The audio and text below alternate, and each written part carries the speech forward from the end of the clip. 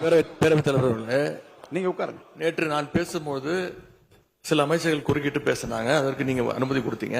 அதே மாதிரி இன்னைக்கு முதலமைச்சர் பேசும்போது சில வார்த்தைகள், தவறான வார்த்தைகள் பேசுறாரு. அவர் பார்ட்டி ஃபண்ட் அப்படின்னு சொல்லியிருக்கிறாரு. அவர் அமைச்சர் அந்த பார்ட்டி ஃபண்ட் எந்த பார்ட்டின்னு கூட சொல்ல தைரியம் இருந்தா சொல்லுங்க, நாங்க அதெல்லாம் ஃபேஸ் பண்ண தயாரா இருக்கோம். எதையும் ஆதாரத்தோடு எதையும் பேசுங்க. இங்க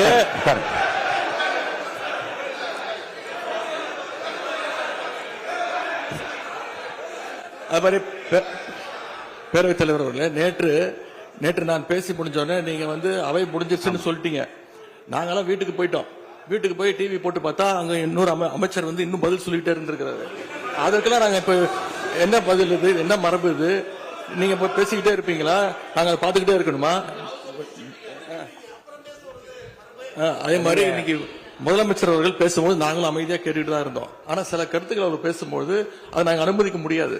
ஆதாரத்தோடு ஏதாவது பேசணும்னா, குற்றச்சாட்டுகள் சொல்லும் போது ஆதாரத்தோடு சொன்னீங்கன்னா அதை நாங்க ப்ரூவ் பண்றதுக்கு தயாராக இருக்கு. மாண்புமிகு உறுப்பினர் அவர்கள் இருங்க. நேற்று மாண்புமிகு எதிர்க்கட்சி தலைவர்கள் பேசியதும், மாண்புமிகு பொதுப்பணித் தலைவர்கள் பேசியதும் ஆதாரம் இல்லாமல் பேசக்கூடாது என்று நான் சொன்னேன். ஆய்வு செய்து நீக்கப்பட வேண்டியது நீக்கும் என்று சொன்னேன். இப்போது மாண்புமிகு முதல்வர் அவர்கள் பேசி முடிக்கட்டும். நீங்கள் கூறிய கருத்துப்படி அதில் ஆதாரங்கள் இல்லாத குறிப்பாக இருந்தால் அதை நீக்குவதற்குரிய உரிமை எனக்கு இருக்கிறது. ஆய்வு செய்து நான் நடவடிக்கை எடுப்பேன். இப்போது மாண்புமிகு முதலமைச்சர் அவர்கள் பேசலாம். இந்த டாஸ்மாக் மாதிரியே பல டிபார்ட்மெண்ட்லயும், மறுபடியும் சொல்றேன், கட்சி நிதின்ற பேர்ல அடிச்ச கொள்ளைய ஒன்னா கவர்மெண்டோட கஜானாக்குள்ளேயே கொண்டு சேர்த்துக்கிட்டே இருக்கிறாங்க. இப்பவும் சொல்றேன், மக்கள் பணத்துல இருந்து ஒரு பைசா கூட தொடமாட்டோம், தொடவும் விடமாட்டோம், தொட்டா விடமாட்டோம், இதுக்கு முன்னாடி தொட்டவங்களையும் விடமாட்டோம்.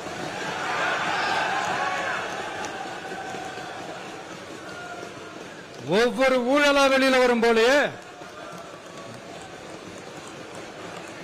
ஒவ்வொரு வேஷமா கலைஞ்சிரும் போலயே இங்க இருக்கிற நிறைய பேரு நடுங்கி போய் இதுல நம்ம மேல அவதூறு வேற. இப்ப புதுசா ஒரு வெப்பன் ஒண்ணு கொண்டு வந்திருக்காங்க. அது என்ன தெரியுமா? அவங்க தயவால தான் நம்ம ஆட்சி நடக்குதான். மக்கள் தயவால இந்த ஆட்சி நடந்துகிட்டு இருக்கு. மனசாட்சி உள்ள சக்திகளோட ஆதரவால இந்த ஆட்சி நடந்துகிட்டு இருக்கு. நாங்க தான் அனுப்பி வச்சோம் அப்படின்றாங்களே. அனுப்பி வச்சவங்களுக்கு மினிஸ்ட்ரியில இடம் கொடுத்தா ஏன் கதறீங்க? ஏன் இவ்வளவு கோபம்? ஏன் இவ்வளவு கதறல்ஸ்? இதுல இன்னொரு முக்கியமான விஷயம், மார்க்சிஸ்ட் கம்யூனிஸ்ட் கட்சி நமக்கு ஆதரவு கொடுத்தது சுயேட்சையா எடுத்த முடிவுன்னு சொல்றாங்க. அதே மாதிரி இந்திய கம்யூனிஸ்ட் கட்சி நமக்கு ஆதரவு கொடுத்தது சுயேட்சையா எடுத்த முடிவுன்னு சொல்றாங்க. இதுல எங்க இருந்து நாங்க தான் அனுப்பி வச்சோம்னா புரியலையே.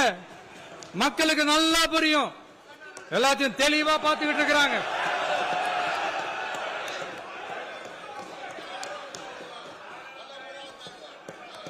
முதலமைச்சர் கண்டிப்பா பண்ணலாம். மாண்புமிகு முதலமைச்சர்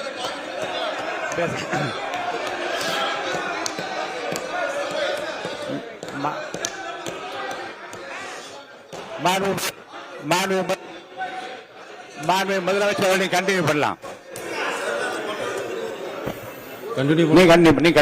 நீங்க கண்டினியூ பண்ணலாம்.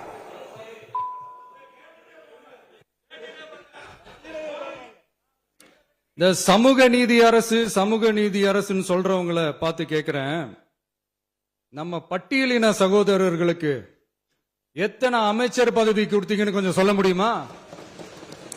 ஆனா நம்மளுடைய அரசுல 8 அமைச்சர் பதவிகள் யாருக்கு?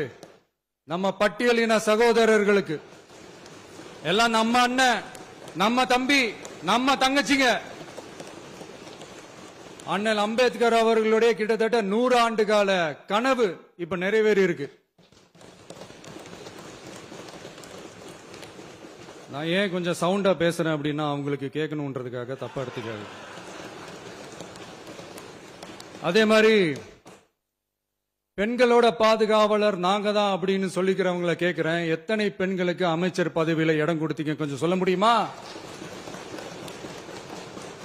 எங்க அரசுல 4 சகோதரிகளுக்கு அமைச்சர் பதவி கொடுத்திருக்கிறோம்.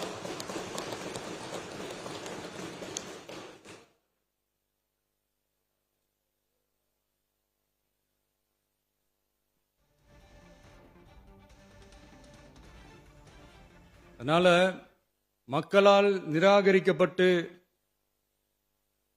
மக்களால் அகற்றப்பட்டவங்களுக்கு ஒண்ணு சொல்லிக்கிறோம், தப்பே செய்ய மாட்டோம், ஊழலே செய்ய மாட்டோம், நேர்மையா தான் இருப்போம், நியாயமா தான் இருப்போம் அப்படின்னு சொல்றவங்களால மட்டும்தான் கூட்டணி ஆட்சி அமைக்க முன்வரும். ஆட்சியிலையும் பங்கு, அதிகாரத்திலையும் பங்கு கொடுக்க முன்வரும். ஊழல்லையே ஊறி போனவங்களால இந்த கூட்டணி ஆட்சியோ ஆட்சியிலையும் பங்கோ அதிகாரத்திலையும் பங்கோ கொடுக்க முன்வராது. மெஜாரிட்டி இருந்தாலும் தரமாட்டாங்க, மெஜாரிட்டி இல்லைனாலும் தரமாட்டாங்க. கேட்டா ரெடிமேடா ஒரு பதில் ஒண்ணு வச்சிருப்பாங்க, கூட்டணி ஆட்சியை மக்கள் விரும்ப மாட்டாங்கன்னு. அதே மக்கள் தான் இப்ப அவங்கள பார்த்து சிரிக்கிறாங்க. நான் பதவி ஏத்த அன்னைக்கு கொஞ்சம் டைம் அவகாசம் கேட்டேன். எதுக்கு கேட்டேன்? நிதி நிலைமைலாம் கொஞ்சம் மோசமா இருக்குது, அதெல்லாம் கொஞ்சம் சரி செஞ்சுக்கிட்டு படிப்படியா கொஞ்சம் கொஞ்சமா நான் கொடுத்த வாக்குறுதிகள்லாம் செயல்படுத்துவேன், அதுக்காக கொஞ்சம் டைம் அவகாசம் கேட்டேன். நான் ஏதோ வேற எதுக்காகவோ வேற யாருக்காகவோ ஏதோ அவகாசம் கேட்ட மாதிரி. அடுத்து இங்க சபையில இல்லாதவங்களை பத்தி பேச வேண்டாம்னு நினைக்கிறேன்.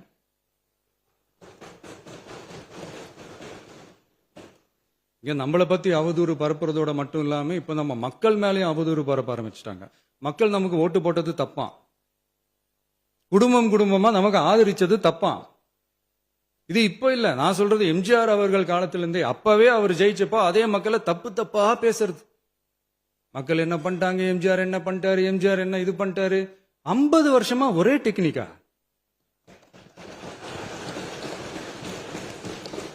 டெக்னாலஜி எல்லாம் மாறி வேற எங்கேயோ போயிட்டு இருக்கு பஸ். இதுல கொஞ்சம் டெக்னிக்கையாச்சும் கொஞ்சம் மாத்தினா கொஞ்சம் நல்லா இருக்கும். அதனால மக்களுக்கு யூஸ்ஃபுல்லா இருக்கிற மாதிரி இந்த ஆக்கப்பூர்வமான கருத்துக்களோ ஆக்கப்பூர்வமான யோசனைகளோ இருந்தா சொல்லுங்க, அதை நாங்க டெஃபரெண்டா எடுத்துக்கிறோம். ஆனா அதை விட்டுட்டு இந்த நக்கல் நையாண்டி சம்பந்தம் இல்லாத பேச்சு இதெல்லாம் பேசிட்டு அப்புறம் முதல்வர் பதில் சொல்லல, முதல்வருக்கு பதில் சொல்ல தெரியல அப்படின்னா அப்புறம் என்ன சோஃபா மாடல் ஆட்சியா? அது என்னன்னு புரியறதுக்கு எனக்கு ரொம்ப நாள் ஆச்சு. இந்த sofa set, table chair, teapoy, furniture பிசினஸ்லாம் வேற எங்க வெளியில போய் பண்ண சொல்லுங்க.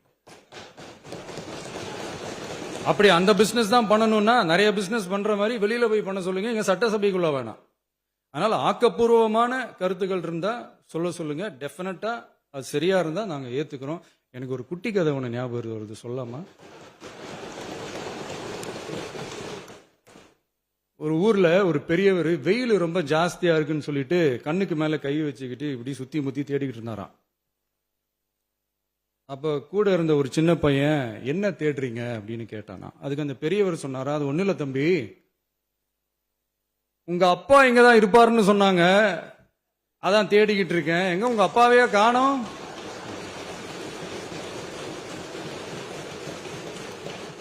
இல்ல அந்த எங்களுக்கும் நக்கலா நையாண்டியா சம்பந்தம் இல்லாத குட்டி கதை இதெல்லாம் எங்களுக்கும் பேச தெரியும். அந்த கதையில பெரியவர் அப்படி சொன்னாராம், தப்பா எடுத்துக்காதீங்க. அந்த கதையில பெரியவர் அப்படி கேட்டாராம். அதனால யாரும் இங்க டென்ஷன் ஆக வேணாம். அதனால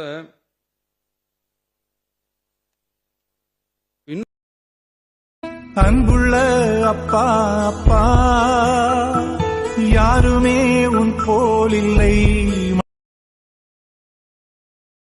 அந்த மரபு காக்கிற உரிமை போராளிகளை ஒரே ஒரு கேள்விதான் கேட்கணும். 2021 ஆகஸ்ட் 2 ஞாபகம் இருக்கா? Centenary celebration of Tamil Nadu legislature. அந்த ஃபங்க்ஷன்ல நம்ம முன்னாள் முதலமைச்சர் கருணாநிதி அவர்களோட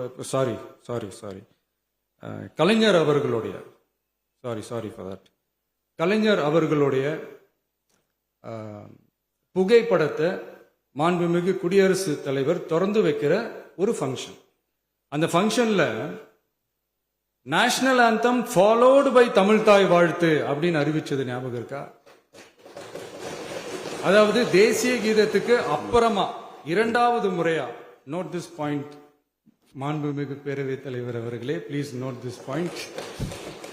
தேசிய கீதத்துக்கு அப்புறம் இரண்டாவது முறையாக தமிழ் தாய் வாழ்த்து பாடப்படும் அப்படின்னு சொன்னது ஞாபகம் இருக்கா? அதுவும் முத்தமிழ் அறிஞர் அப்படின்னு சொல்ற நம்ம கலைஞர் அவர்களுடைய அந்த புகைப்படம் வெளியிட்டு விழாவில் அவர் இருந்த இதே சபையில தமிழ இரண்டாவது இடத்துக்கு தள்ளினது யாருன்னு ஞாபகம் இருக்கா? அது மட்டும் இல்ல, அந்த தேசிய கீதத்தை நாட்டுப்பண் நேஷனல் ஆந்தம்னு சொல்லி அதே ஃபங்க்ஷன்ல கடைசியா ஃபங்க்ஷன் முடியும் போது செகண்ட் டைம் தேசிய கீதம் பாடினதும் ஞாபகம் இருக்கா? இதே அவையில் தான், அது அவை குறிப்பிலும் இருக்கிறது, இதே அவையில் தான் நடைபெற்றது. இந்த தக்க நேரத்தில் இந்த ஆதாரங்களை அளித்த மாண்பு முதல்வர் அவர்களுக்கு நன்றியை தெரிவித்துக் கொள்கிறேன். ஏதாவது டவுட் இருந்தா இந்த புக்கை பார்த்து தெரிஞ்சுக்கலாம். அதனால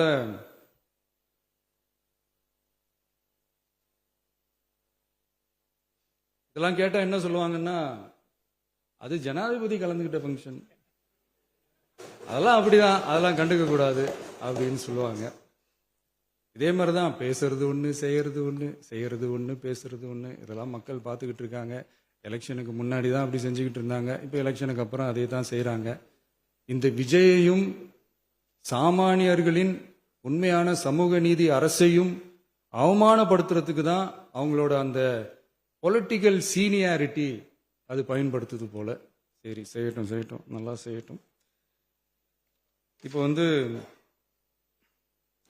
ஆனாலும் நம்மளுடைய மாநில உரிமை, மொழி உரிமை, உத்தம உத்தரர் போல வேஷம் போடுற எதிர்கட்சிக்கு ஒன்றை மட்டும் ஆணித்தரமாக சொல்றோம். உங்களை மாதிரி தமிழ் தமிழ்னு சொல்லிக்கிட்டு, மொழி, பண்பாடு, கலாச்சாரம்னு சொல்லிக்கிட்டு ரெட்டை வேஷம் போடுறவங்க நாங்க கிடையாது. உலகெங்கும் வாழும் என் தமிழ் சொந்தங்களுக்கு நம்முடைய உத்தரவாதம் தமிழ் தான் எங்க உயிர் நாடி அப்படின்றத மறக்க மாட்டோம். இப்பவும் சொல்றோம், மாநில உரிமையில எப்பவும் உறுதியா இருப்போம். அதே சமயத்துல அரசியல் வேற, ஒன்றிய மாநில அரசுகளுக்கு இடையே இருக்கிற நிர்வாக அணுகுமுறை வேற. இதுல நாங்க ரொம்ப தெளிவா இருக்கிறோம். அதனால எங்களுக்கு பாடம் எடுக்கிறதா நினைச்சுக்கிட்டு உங்க வேஷத்தை நீங்களே கொஞ்சம் கொஞ்சமா கலைச்சிக்கிட்டே வரீங்க, மறந்துடாதீங்க. அப்புறம் நேத்து எதிர்கட்சி தலைவர், மாண்புமிகு எதிர்கட்சி தலைவர் பேசும்போது நிறைய பேசினாங்க. அதுல ஒண்ணு மட்டும் அரசு சொல்றதா நினைச்சுக்கிட்டு நம்மளை இன்டைரக்டா ஈவில் அப்படின்ற அந்த வார்த்தையை யூஸ் பண்ணாங்க. எனக்கு ஒன்னே ஒண்ணுதான் சொல்லணும்னு தோணுது, ஈவில்ஸ்னு டெவில்ஸ் பேசக்கூடாது.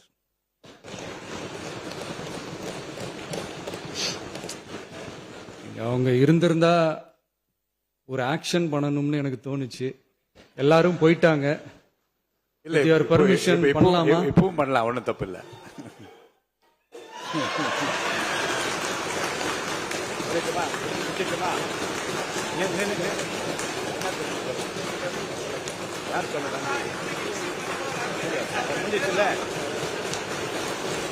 எழுந்து சொல்லுமா, உட்காந்து சொல்லட்டுமா?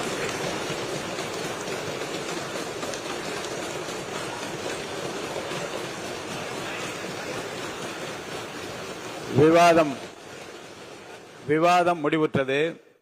மாண்புமிகு உறுப்பினர்கள் முன்மொழிந்த திருத்தங்கள் வலியுறுத்தப்படுகின்றனவா என்று அறிய விரும்புகிறேன். மாண்புமிகு உறுப்பினர்கள் முன்மொழிந்த திருத்தங்கள் அனைத்தும் பேரவையின் அனுமதியில் திரும்ப பெறப்படுகின்றன. 2026 ஆண்டு ஜூன் திங்கள் 18ஆம் நாளன்று சட்டமன்ற பேரவைக்கு மாண்புமிகு ஆளுநர் அவர்கள் ஓந்தளித்த பேருரைக்கு தமிழ்நாடு சட்டமன்ற பேரவை உறுப்பினர்கள் பெரிதும் நன்றி உடையவர்களாவர் என்று மாண்புமிகு பேரவை துணைத் தலைவர் திரு மு ரவிசங்கர் அவர்களால் 19/6/2026 நாளன்று முன்மொழியப்பெற்ற தீர்மானம் பேரவையின் முடிவுக்கு விடப்படுகிறது. ஏற்போர் ஆம் என்க, மறுப்போர் இல்லை என்க. ஏற்போரே அதிகம் என்று கருதுகிறேன். ஏற்போரே அதிகம். தீர்மானம் நிறைவேறியது.